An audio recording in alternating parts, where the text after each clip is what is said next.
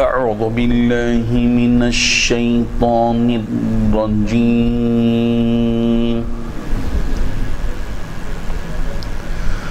بسم الله الرحمن الرحيم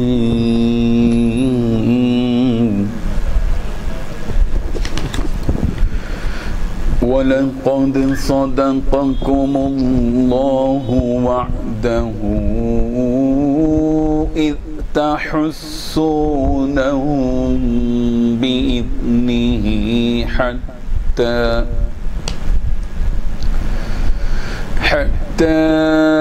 إذا فشلتم وتنازعتم في الأمر وعصيتم من بعد ما أراكم ما تحبون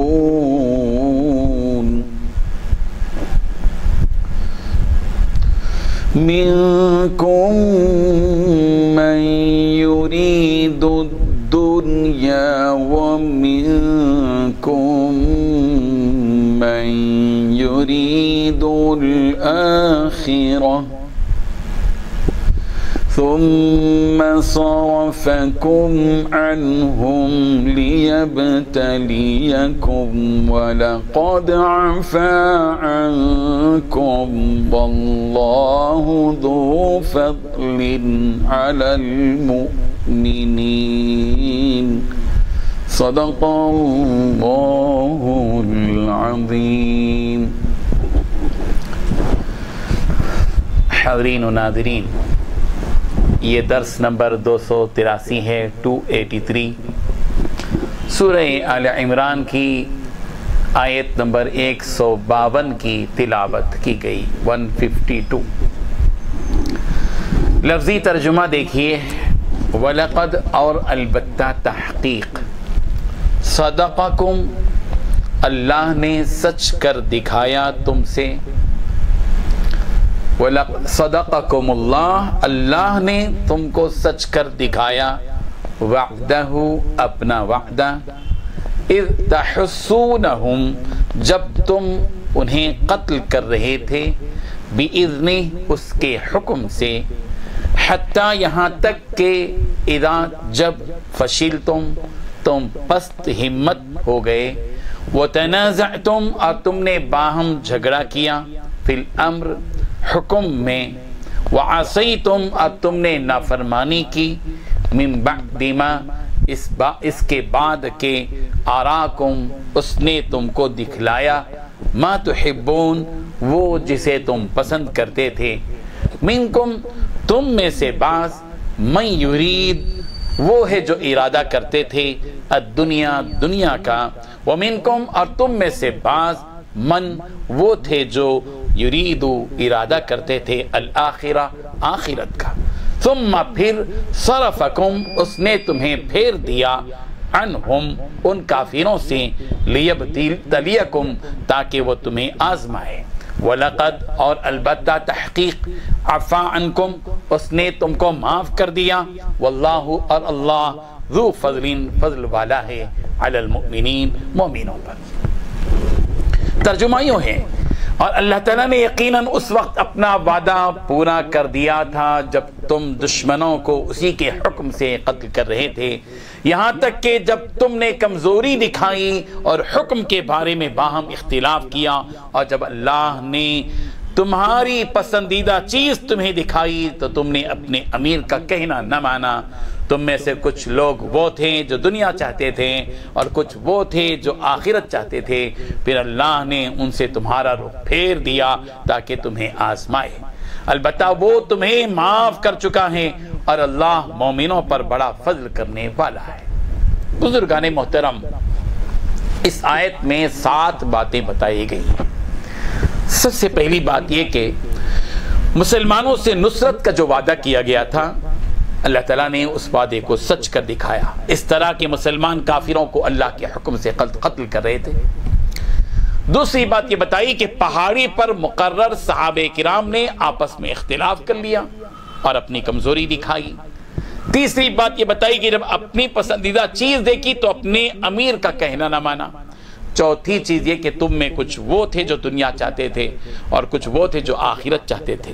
پانچویں چیز یہ بتائی کہ اللہ نے پھر تمہارا رخ پھیر دیا تاکہ تمہیں آزمائیں۔ چھٹویں بات یہ بتائی کہ اللہ تعالیٰ نے تمہیں معاف کر دیا۔ ساتویں بات یہ بتائی کہ اللہ تعالیٰ مومنوں پر بڑا فضل کرنے والا ہے۔ بزرگان محترم، جو حضرات جنگ احد کی تاریخ سے باخبر ہیں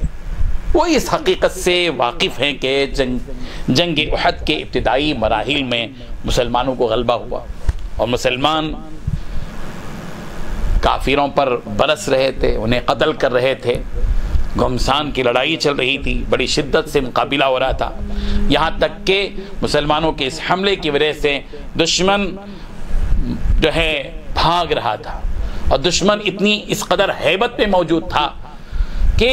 وہ اسے اپنے سامان کا بھی، چھوٹے بڑے سامان کا بھی خیال نہیں رہا، اور سارا سامان چھوڑ کر دشمن بھاگ رہا تھا۔ اس میں ہندہ بھی تھی جس نے اپنا سب کچھ سامان چھوڑ کر بھاگا، وہ لوگ بھاگ رہے تھے۔ اب ایسے وقت میں جبکہ دشمن بھاگ رہا تھا تو ظاہر بات ہے کہ جب وہ غنیمت کا مال چھوڑ کر جا رہا تھا، غنیمت کا مال صحابہ کرام لے رہے تھے اور یوں سمجھ رہے تھے کہ اب گویا جنگ ختم ہو چکی ہے، اور نبی کریم حضرت محمد رسول اللہ صلی اللہ علیہ وسلم نے 50 تیر اندازوں کو پہاڑ کے جس علاقے پر بٹھایا تھا، جس جگہ پر، ان لوگوں کا کام یہ تھا کہ نبی کریم صلی اللہ علیہ وسلم کے ارشاد کے مطابق وہ وہاں سے نہ ہٹتے۔ انہیں کہا گیا تھا کہ تمہیں ہرگز کسی بھی صورت میں یہاں سے ہٹنا نہیں ہے، مگر وہ ہٹ گئے۔ ان کا خیال یہ ہوا کہ اب تو جنگ ختم ہو گئی، دشمن بھاگ رہا ہے، غنیمت کا مال جب دوسرے اٹھا رہے ہیں تو یہ بھی اٹھائیں، جنگ ختم ہو چکی ہے۔ ان کے ذہن میں بات تھی، تو اس میں جو 50 افراد تھے ان میں اختلاف ہوا۔ بعض کہہ رہے تھے کہ اب تو وہ حالت باقی نہیں رہی، اب تو جنگ ختم ہو گئی، چلو چلتے ہیں۔ جو ذمہ دار تھے انہوں نے کہا نہیں، ہم کو جانا نہیں ہے، یہیں بیٹھنا ہے۔ کچھ لوگ چلے گئے، کچھ لوگ وہاں ٹھہرے رہے، یہ اختلاف ہوا، حالانکہ ان کو کسی بھی صورت میں وہاں سے جانا نہیں تھا۔ لیکن جب یہ لوگ تیر انداز اپنے پہاڑ کے اس علاقے سے چلے گئے اور دشمن نے اس پہاڑ کے علاقے کی جانب سے دیکھا کہ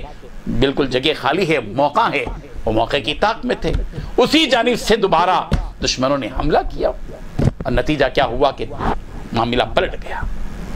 اور صحابہ کرام رضوان اللہ تعالی علیہم اجمعین جو ہے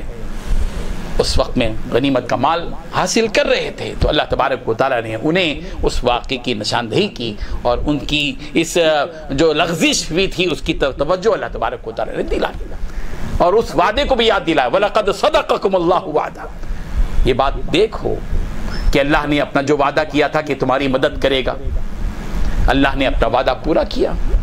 تم کو اللہ تبارک و تعالیٰ نے موقع دیا کہ تم جو ہے ان کو قتل کر رہے تھے اللہ کے حکم سے،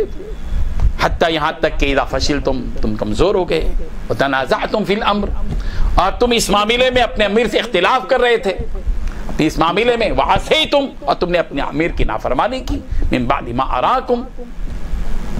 ما تحبون، اس کے بعد کہ جو چیز تم پسندیدہ تھی وہ دکھائی گئی۔ اللہ فرمایا منکم من یرید الدنیا ومنکم من یرید الآخرہ، تم میں بعض وہ تھے جو دنیا چاہتے تھے،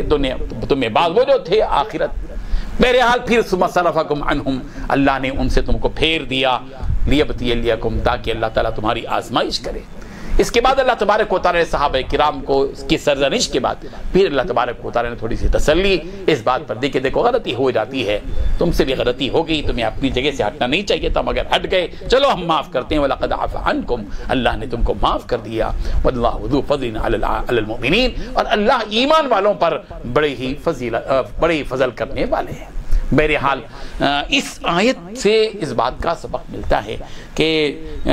زندگی کے ہر معاملے میں مومن و مسلمان کو چاہیے کہ وہ اللہ کی اطاعت کرے، اللہ کے رسول کی اطاعت کرے۔ اللہ تبارک و تعالی ہم سب کو اس کی اطاعت کرنے کی، اس کے بھیجے ہوئے رسول کی اطاعت کرنے کی توفیق عطا فرمائے۔ وآخر دعوانا ان الحمد للہ رب العالمین۔ لا الہ الا اللہ، لا الہ الا اللہ۔